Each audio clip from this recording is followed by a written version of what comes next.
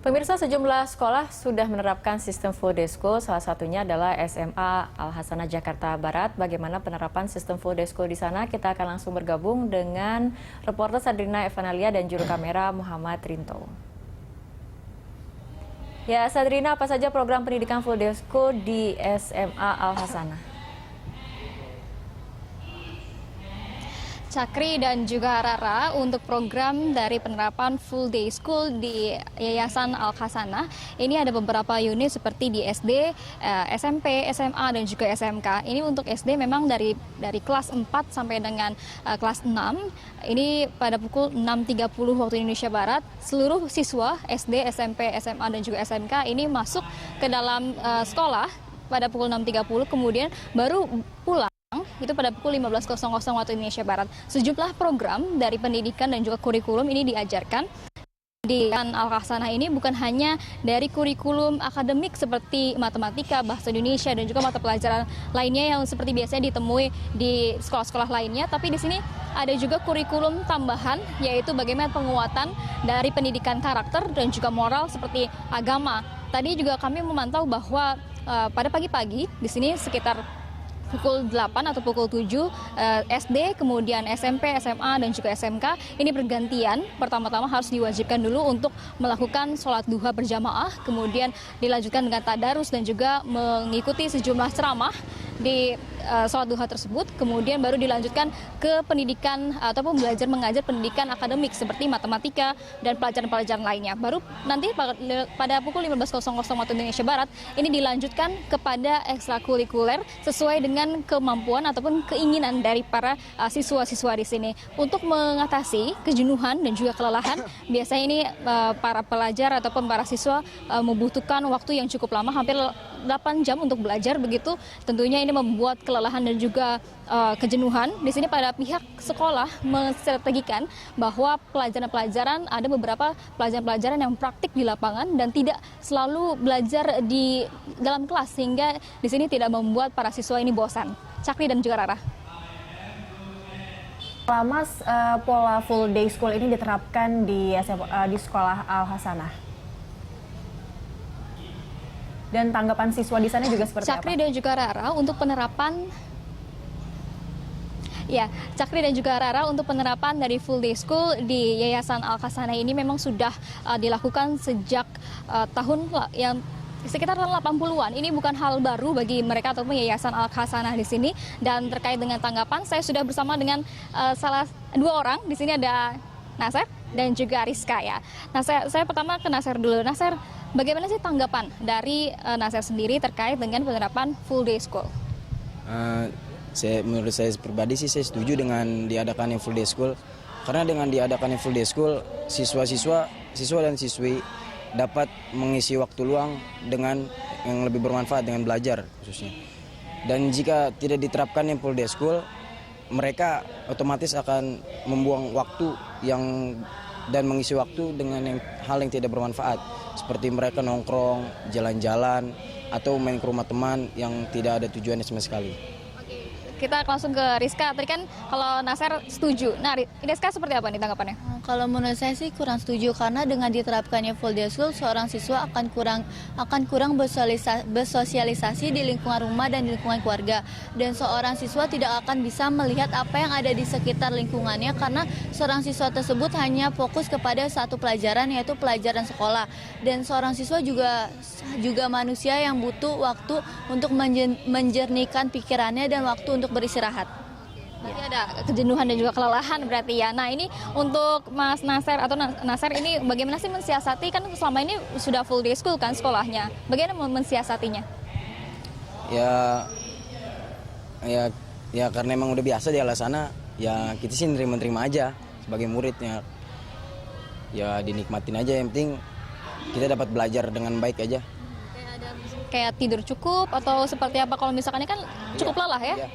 Mungkin agar jam istirahatnya lebih ditambah lagi, ditambah 30 menit atau 1 jam gitu, biar lebih leluasa lagi gitu, biar otak juga dapat beristirahat dengan maksimal. Kemudian baru belajar, jadi pas masuk otak fresh kembali gitu untuk melakukan pelajaran. Ini pertanyaan terakhir untuk Rizka, harapan ke depan ini lanjut atau enggak di full day school? Enggak. Kenapa? Karena kan kita kan juga seorang manusia. Kita juga belajar itu bukan hanya akademik, tapi belajar juga non akademik. Tapi kalau kita hanya menghabiskan waktu dengan belajar akademik, tapi kita tidak menghabiskan waktu dengan belajar yang ada di lingkungan sekitar, sama aja kita tidak bisa belajar menjadi orang yang lebih baik. Siap, terima kasih Rizka dan juga Nasir. Cakri dan juga Rara, itu tadi ada dua pendapat yang berbeda begitu dari Nasir dan juga Rizka. Tentunya di sini Kementerian Pendidikan dan juga Kebudayaan untuk memikirkan bagaimana solusi dan juga mempertimbangkan terkait dengan full day school ini memang ada keuntungan dan juga kerugian. Keuntungannya mungkin ditambah dengan jam pelajaran sekolah, ini dapat meningkatkan mereka belajar dan juga tidak berkeliaran di luar sekolah saat-saat sore ataupun langsung pulang ke rumah begitu. Namun ada juga satu sisi negatifnya untuk bagaimana melihat sosialisasi kepada keluarga dan juga teman-temannya di luar sekolah ini. Cakri dan juga Rara. Baik, Sadrina Evanalia, terima kasih untuk laporan Anda. Pemirsa, tadi laporan langsung Sadrina Evanalia dan juru kamera Muhammad Rinto. Nah, tadi anak sekolahnya sih udah ada pro dan kontranya ya, ada yang setuju, ada yang tidak seperti itu. Kita juga menjawab pertanyaan dari Pak Heru dulu tadi, Pak Karnadi, ada beberapa poin yang tadi kami catat juga. Pertama, mutu guru. Nah, mutu gurunya dengan adanya pola full day school, otomatis mutu guru juga harus ditingkatkan, karena ini mungkin yang kontra dari pihak pengajar juga mungkin merasa sepertinya tanpa full day school sudah cukup apa yang keberadaan mereka di sekolah dan apa yang diajarkan kepada anak didik. Pak Hamid, seperti apa? Ke Pak Kanadi dulu Ya. atau saya dulu? Oh, Ke Pak Karnadi dulu. oh boleh. Oke, terima kasih. Kalau berkaitan mutu guru, begitu kita lahir jadi guru, itu disitulah kita selalu mengabdi diri, mengikuti perkembangan-perkembangan zaman. Karena apa? Yang dipelajari oleh anak itu kan untuk masa depan, bukan untuk hari itu saja. Begitu pula yang dipelajari guru kan zaman dulu waktu dia itu, sehingga guru harus bisa mengupdate. Itu secara keilmuan. Nah, terus kemudian bagaimana guru itu harus terampil untuk mengkoneksikan antara apa yang dalam pembelajaran, dalam kurikulum, dan lingkungan yang terjadi di luar. Nah, kalau itu bisa terjadi, anak-anak akan betah, akan nyaman di dalam sekolah. Artinya untuk full day school ini yang menjadi garda terdepan lagi-lagi guru seperti itu, Pak Karnadi? Iya. Oke. Apapun terjadi, guru memang punya kunci untuk bagaimana mensukseskan full day school itu. Baik. Dari pemerintah, dari kementerian, Pak Hamid, seperti apa kemudian mempersiapkan guru di tengah konsep full day school yang memang akan diterapkan oleh pemerintah? Ya, syarat utama full day school itu sekolah itu harus menyenangkan. Jadi menyenangkan, tidak membebani kepada anak-anak dan seterusnya. Dan salah satu kuncinya itu di guru dan manajemen sekolah.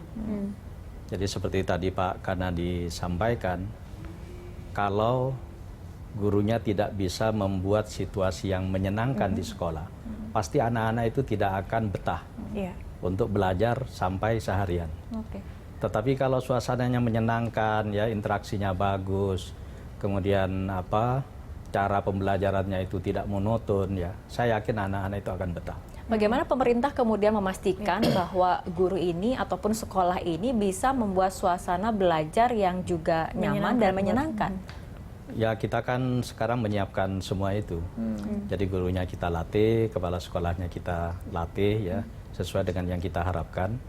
Dan karena ini masih dalam taraf rintisan, ya, ada 500 sekolah yang kita siapkan tahun ini, maka penyiapannya memang betul-betul sesuai dengan kaidah yang kita harapkan bersama. Oke, persiapan itu berarti berkaitan juga dengan anggaran mungkin yang harus dipersiapkan, itu juga tadi pertanyaan Pak Heru. Full day school mungkin sama dengan costly gitu, dengan ada pengeluaran yang lebih besar lagi baik dari sisi anak didik ataupun dari pihak sekolah, Pak. Betul. Dari Kemdikbud itu kan kita akan menyiapkan 4 hal, ya. Jadi satu itu adalah kepala sekolah dan gurunya, seperti apa harus mengelola kegiatan full day school ini. Kemudian yang kedua itu adalah fasilitas belajarnya. Apakah fasilitas belajarnya memungkinkan anak-anak ini bisa belajar dan berinteraksi dengan teman-temannya di sekolah. Sekian jam ada di dalam sekolah dengan nyaman, ya Pak ya. Kemudian yang ketiga itu kurikulum dan aktivitas pembelajarannya. Jadi yang kita siapkan itu pagi itu adalah kegiatan-kegiatan yang sifatnya akademik.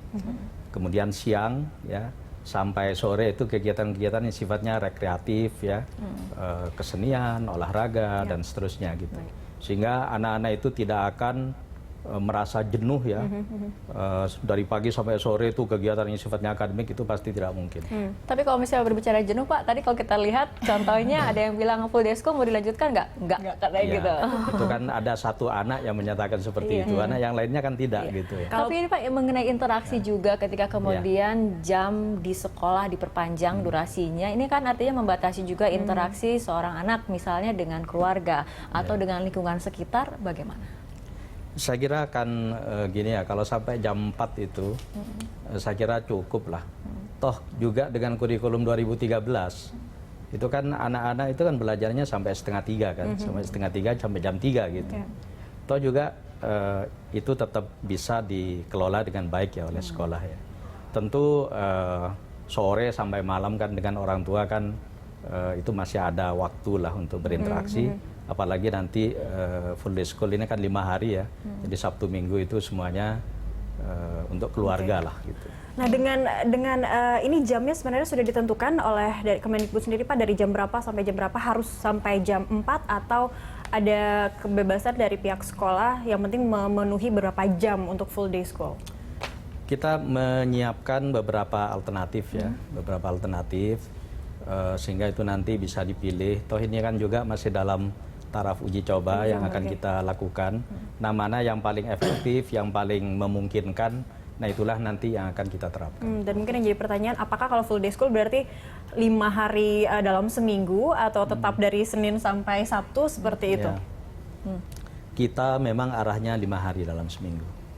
Ini masih rintisan seperti itu Pak Hamid, artinya aturan-aturan yang sudah pasti ketentuan jurlak ataupun jurisnya ini apakah kemudian sudah ditetapkan atau ini masih kemudian masih dalam pembahasan dan juga evaluasi? Oh enggak, ini dalam masa rintisan ini kan yang namanya rintisan uji coba ya. Kalau memang ada sesuatu yang tidak pas ya kita ubah. Oke, baik. Walaupun kita sudah menyiapkan juklak juknisnya itu sudah ada ya, ya berdasarkan masukan dari sejumlah sekolah yang sudah melaksanakan, tetapi toh nanti kalau kita dalam uji coba atau dalam rintisan ini ada sesuatu yang tidak tepat, ya kita nanti akan ubah. Toh juga pesertanya ini kan bukan hanya DKI kan, karena seluruh Indonesia kita tawarkan ini. Kita tawarkan. Dan di luar DKI kemudian menyambut tawaran itu atau bagaimana? Oh banyak, yang daftar banyak. Bahkan ada kabupaten itu yang daftar semuanya. Jadi lebih kepada sekolah yang proaktif menawarkan diri untuk menerapkan full day school seperti itu? Iya, untuk masa rintisan seperti itu. Tapi nanti dalam pelaksanaannya kita akan mengundang ya Bupati, Wali Kota, mana saja yang akan melaksanakan itu. Oke, baik. Ini kita ada penelpon lagi dari Bekasi, ada Pak Andri. Selamat siang Pak Andri. Ya, nampaknya terputus. Ya, kita ke Pak Karnadi ya, Cakri. Pak Karnadi sebagai Kepala Badan Pengelola Sekolah, Pak, apakah kemudian memiliki data sebetulnya berapa sih waktu yang ideal bagi seorang anak berada di sekolah, kemudian ketika pelajaran yang disampaikan memang efektif diterima, tidak hanya kemudian gurunya mengajar, tapi gurunya juga mendidik seperti itu, sehingga outputnya nanti akan jauh lebih baik seperti itu. Nah, itu tadi kuncinya salah satu. Guru itu tidak hanya mengajar. Guru itu mendidik, jadi membelajarkan bagaimana anak untuk bisa mandiri, anak untuk bisa menyiapkan diri, karena dia punya masa depan, dia punya harapan. Nah, harapan-harapan yang ada di anak, terutama SMA, dia ingin dapat perguruan tinggi yang terbaik. Nah, kita juga arahkan ke sana. Mereka bisa mendesain sendiri, saya mau masuk perguruan tinggi A, prodinya ini. Nanti kita lihat, perlihatkan, ini loh, angka yang Anda miliki nilainya.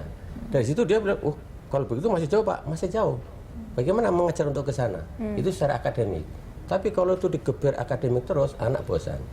Sehingga banyak program-program yang ditawarkan supaya anak bisa belajar menggunakan stylenya sendiri di dalam lingkungan sekolah, sehingga kita betul-betul ciptakan yang namanya sekolah itu adalah rumah keduanya. Nah berarti konsep, nah itu tadi yang pertanyaan sebelumnya juga kita tanyakan, sebenarnya pola konsep full day school bisa diterapkan di semua tingkatan sekolah atau memang sekolah menengah pertama saja dan menengah atas yang memang tadi ada penjurusan atau mereka mau memilih apa nantinya. Kalau sekolah dasar apakah juga perlu seperti itu Pak Karnadi? Kalau yang saya lihat, yang saya alami itu sebenarnya bisa semuanya. Buktinya itu yang saya katakan tadi, TK itu bisa. Jadi orang tuanya pagi-pagi ngantar ke situ, nanti dia bekerja, ya kan? Sampai sore jam 5 jemput lagi, anak kita siapkan sedemikian rupa. Lagi-lagi itu harus didukung oleh sarana dan prasarana yang memadai seperti itu. Dan lagi-lagi nanti ujungnya adalah bagaimana biayanya juga lebih tinggi dibandingkan. Kalau bagi saya berpikir bahwa biaya itu nomor 2. Yang pertama adalah kreativitas guru untuk bagaimana. Kalau kreativitas sudah terjawab, mereka bahagia semuanya, bisa melaksanakan aktivitas dari pagi sampai sore merasa tidak pernah bosan. Dan disitulah nanti akan kita lihat kalau kita bicara masalah hitung-hitungan biaya. Bila dibandingkan dia harus pulang tengah hari, dijemput oleh siapa, keamanan tidak terjamin, dan seterusnya, itu lebih efisien kalau mereka bisa masuk. Tapi tidak semua orang berpikiran biaya atau biaya jadi nomor 2 seperti itu, Pak. Itu di samping di dalam ranah persekolahan, di situ ada guru, ada orang tua, itu juga masyarakat perlu disiapkan. Kan banyak orang yang tidak tahu, tiba-tiba, oh itu pasti nggak bagus. Kita tidak melihat bagaimana program yang terjadi di lapangan di sekolah itu sendiri. Dan itu kan guru selalu setiap saat kan begitu melakukan pembelajaran ABC, aktivitas ABCD, dia bisa mengevaluasi, bisa menilai. Oh kalau begitu hari ini kita bisa sukses untuk sampai katakanlah jam 3. Nah, besok dicoba yang kreatif lagi sampai jam berapa, mungkin sampai sore. Bahkan ada suatu ketika, kenapa nggak pulang nak? Nunggu papa jemput. Jam berapa? Jam 6 belum sampai. Ya gurunya harus ada di situ. Baik. Sebelum kita lanjutkan perbincangan, seperti biasa kita akan tanyakan dulu tanggapan dari penelpon. Ada Pak Samsul dari Palembang. Selamat siang Pak Samsul. Ya, selamat siang Pak Samsul. Nampaknya terputus juga ini ya, tadi ada Pak Andre dari Bekasi dan Pak Samsul dari Palembang juga terputus. Ingat yang juga concern terhadap dunia pendidikan. Pak Hamid, tadi kalau dikatakan juga Pak Hamid, banyak juga sekolah-sekolah di daerah yang mereka proaktif untuk menjalankan program ini. Tapi untuk di Jakarta saja kita masih bisa menemukan sekolah-sekolah yang berbagi shift seperti itu. Berarti itu sudah otomatis tidak bisa menerapkan pola full day school, Pak. Jadi itu kan untuk melaksanakan full day school itu kan ada beberapa syarat ya. Yang jelas gurunya cukup, ya, gurunya cukup, fasilitasnya memadai. Ya. Tentu juga kita minta komite sekolahnya juga harus aktif. Karena tidak mungkin kan diserahkan sepenuhnya hanya kepada kepala sekolah dan guru gitu. Jadi komite sekolah, bahkan persatuan orang tua, seperti POMG kan di beberapa tempat kan masih ada itu, walaupun sebenarnya komite sekolah itu cukup gitu ya. Tetapi itu kan semuanya kan itu kan dirembuk bersama ya nanti seperti apa bentuknya. Tetapi jangan lupa ya bahwa full day itu adalah casingnya, tetapi yang intinya isinya itu adalah penguatan karakter. Jadi itu yang kita harus kembali ke sana gitu. Karena orang ketika bicara masalah full day ini kan macam-macam kan persepsinya. Otomatis yang dipikirkan langsung waktunya, biayanya dan seterusnya. Tetapi kita fokus bagaimana memperkuat pendidikan karakter anak itu dalam kerangka pendidikan di sekolah kita. Baik, Pak Hamid, kita akan kembali menyapa Pak Samsul. Kita sudah terhubung lagi dengan Pak Samsul dari Palembang. Silakan Pak Samsul dengan tanggapannya. Oh iya, tanggapannya gini Mbak ya. Halo? Ya. Tanggapannya gini, yang goalnya itu, jadi kalau dari SLTA,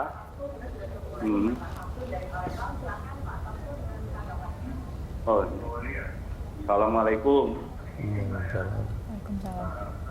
Halo? Iya, silakan Pak. Halo? Iya, langsung saja Pak Samsul, kami mendengar Anda. Iya, oke. Goalnya itu, yang permasalahannya begitu tamat SLTA, dia memasukin sama-sama pinter, dia masuk perguruan tinggi, kan terbatas. Ya, oke, ya. Jadi perguruan tinggi kan terbatas dia itu.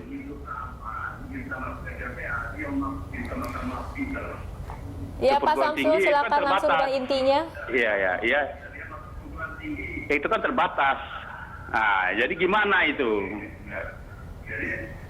Ya, baik itu, Pak Samsul. Yang kedua juga ya, itu yang pertama. Yang kedua, setelah dia tamat perguruan tinggi, itu kemana juga mengarahkannya. Yang sekarang mengarahkannya masyarakatnya itu, mengarahkan siswanya itu, Pak. Baik, terima kasih Pak Samsul. Yuk, sama-sama. Iya. Ya, kita juga ada satu penelpon lagi, ada Ibu Melisa di Tebet. Selamat siang, Bu Melisa. Iya, selamat siang, Mbak. Ya, silakan langsung dengan pandangan Anda mengenai full day school ini. Iya, pertama saya ingin membantah pernyataan tadi Pak Karnadi yang bilang kalau uang bukanlah yang utama ya, Mbak. Kenyataannya kan untuk menyekolahkan anak itu uang menjadi faktor penentu. Nggak mungkin orang tua yang penghasilannya pas-pasan bisa menyekolahkan anak di standar yang internasional, misalkan seperti itu. Terus untuk penerapan sistem full day school itu pada dasarnya memang bagus, tetapi itu kembali lagi tergantung ke sarana dan prasarana dari sekolah dan kesiapan dari sekolah itu sendiri. Kembali lagi ke uang, nggak mungkin kalau sarana dan prasarana minim, uangnya minim bisa menerapkan sistem seperti itu. Jadi tolong untuk diperhatikan kalau memang mau menerapkan sistem ini, seperti apa nanti sarana dan prasarananya. Apakah sekolah negeri itu memungkinkan untuk menerapkan sistem seperti itu? Baik. Itu aja, Mbak. Terima kasih Ya, Bu terima kasih, Melisa Bu atas Melisa. partisipasinya. Mungkin dari Pak Samsul terlebih dahulu ya. Iya. Ini sudah misalnya kita menelurkan SMA dengan kualitas yang baik, tapi kita lihat Pilihan kursi di perguruan tinggi tingginya juga terbatas. terbatas seperti Iya. itu. Tapi jangan dijawab dulu nih Bapak-bapak. Kita ikuti jeda berikut terlebih dahulu.